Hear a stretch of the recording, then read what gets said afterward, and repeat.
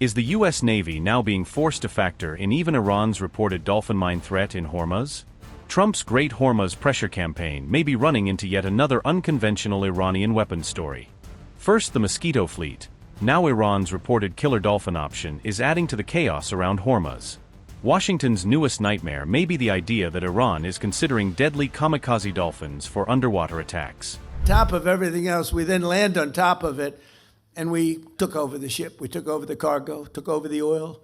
It's a very profitable business. Who would have thought we were doing that? We're like pirates. We're sort of like pirates. Iran is reportedly considering deploying dolphins fitted with mines in the Strait of Hormuz as part of unconventional options against U.S. naval forces. The reported plan is tied to fears in Washington and the Gulf that Iran may be weighing underwater or kamikaze-style attacks on U.S. warships as talks remain deadlocked. The New York Times reportedly cited these discussions on May 1 amid the ongoing U.S. blockade pressure on Iranian ports and shipping. Iran's reported consideration of such a move comes as hardliners increasingly describe the U.S.-imposed financial crisis and blockade conditions as an act of war. In response to the blockade, Tehran is said to be considering previously unused or unconventional weapons against American warships in the Gulf. According to accounts citing U.S. and Iranian officials, mine-carrying dolphins were among the options discussed in reporting, also linked to the Wall Street Journal.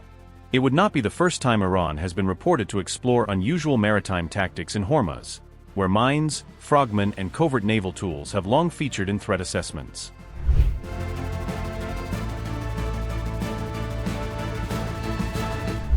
Iran reportedly bought dolphins trained for Soviet naval missions in 2000, with older BBC reporting saying the animals had originally been prepared for combat roles. Those dolphins were reportedly trained to attack enemy divers using harpoons mounted on their backs. The same reporting said they were also trained for suicide-style attacks on ships by carrying explosive mines. The New York Times also reportedly cited the Wall Street Journal in saying the IRGC could deploy submarines into the contested Strait of Hormuz as part of an underwater escalation option. Iran has already threatened undersea infrastructure in Hormuz, and analysts have long warned that cables, mines, and covert naval tools could become part of its pressure strategy. The revelation about possible kamikaze dolphin planning surfaced amid uncertainty over whether any Iran-US understanding or deal can still hold. On May 1, Trump publicly signaled uncertainty about who exactly he was negotiating with on the Iranian side, reinforcing perceptions of a confused diplomatic track. At the same time, Trump also highlighted aggressive U.S. naval enforcement in Hormuz, a posture critics have described as swaggering or pirate-like amid the blockade. I was saying, somebody said, sir, you don't really have to do it. You can call up and probably do it. I said, are you kidding me? Can you imagine? This is a crowd where I know so many killers, very successful people. Some are nice, some are horrendous people, but I like the nice ones and the horrendous ones also. We have some really killers. I'm looking out there. Oh, these people, I've had to deal with them my whole life. They are brutal, but you get friendly with brutal people too. I'm dealing with some quite brutal people right now in the lovely country of Iran. They are very brutal, and I will tell you, we're doing very well. You cannot give Iran a nuclear weapon. It's all I can say. You cannot. Because they would use it on a place called Israel very quickly, and they would use it in the Middle East, and they'd use it in Europe, and I guess we'd be next, and it's not going to happen. Don't worry about it. We've taken apart.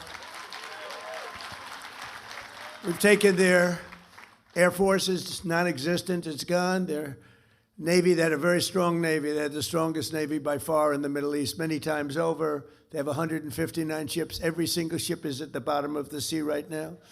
They have no anti-aircraft capacity. They have no radar. They have no leaders. Actually, their leaders are all gone, too. It's part of our problem. We don't know who the hell we're dealing with.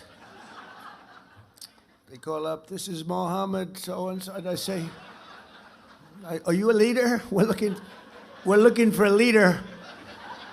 It's the only country in the world, nobody wants to be a leader. They say, would anybody like to be president? And there are no takers. But I think we're doing a great job over there, actually. We have they used the Hormuz Strait as a weapon for many, many years. They said they'll close it. So they closed it, then I closed it on them, which is sort of, they want a little business, they get no business. But it's going to work out. By the way, more oil is being drilled right now than at any time in the history of our country. We're doing double. Think of this. We're doing double Saudi Arabia and Russia combined. Double Saudi Arabia and Russia combined. Nobody knows that. And you see all of those big, gorgeous ships coming up from all over the world because the strait is closed by us, and they're coming to Texas now and Louisiana to load up, big ones. 2 million barrels of oil, the big ones, those are the big ones. And they're all heading up, and you see the line, they call it the conga line. I don't know what that's supposed to represent, but you see those graphs, it's made from Space Force, you know. We were responsible for Space Force. We needed Space Force. We were being killed in space by China, by Russia. In my first term, I created Space Force. First time in 79 years that we did a new division, a new grouping, because you had the Marines, the Army, Navy, the Marines. We had the Coast Guard. We have all of the different branches of government, the Air Force. And they thought the Air Force and the Space Force would stay together. But the Air Force wants the Air Force. They're not going to give. And space is so important now. And we did Space Force. And all of those things, many of those things that you're saying is because of Space Force. And now Space Force is, we were losing badly in space to Russia and China militarily. Now we're way in the lead, way in the lead. We have the greatest space capacity of any country in the world. So we're very proud of that. We need it. We need it for protection because it's a nasty world out there. We need it for protection. So we're very proud of Space Force, but they, among other things, they give you beautiful satellite pictures of what's happening in the world. And when you look at the Hormuz Strait and you see all of those ships, all of those people and ships that they want to get out or they want to get in, they're all over the place. They're like little ants, right? They look like a little anthill.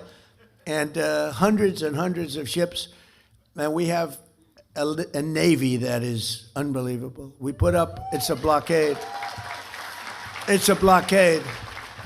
And you saw the other day where a massive tanker, this was bigger than 2 million barrels, a massive tanker was trying to run it, and the young captain of the ship from Annapolis, these guys are like central casting. You could put him in. I'd say something about Tom Cruise. I was going to say better looking than Tom Cruise and taller, but I'm not going to do that because he's a friend of mine. I can't do that.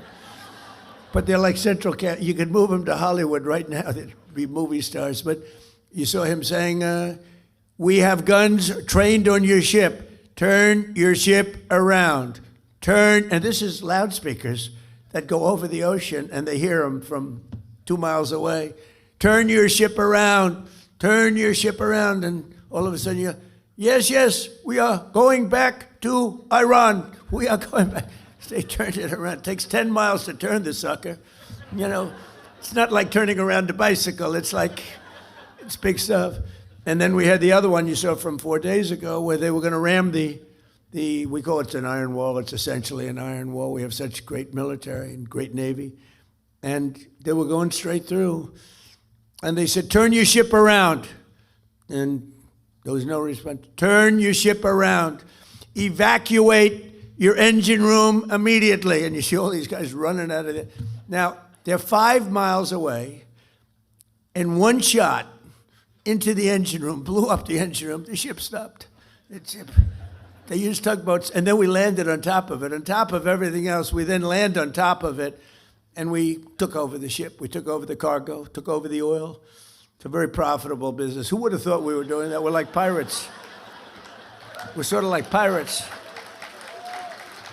But we're not playing games because, you know, for 47 years, Iran has been pushing everybody around. They're the bully of the Middle East. They've been scaring everybody, Israel and Qatar, Saudi Arabia, UAE, Bahrain, Kuwait, all of them. They're all, it was the bully of the Middle East, I understand it. Bush made a mistake, he took out Iraq. You know, Iraq, and by the way, I congratulate the new president of Iraq.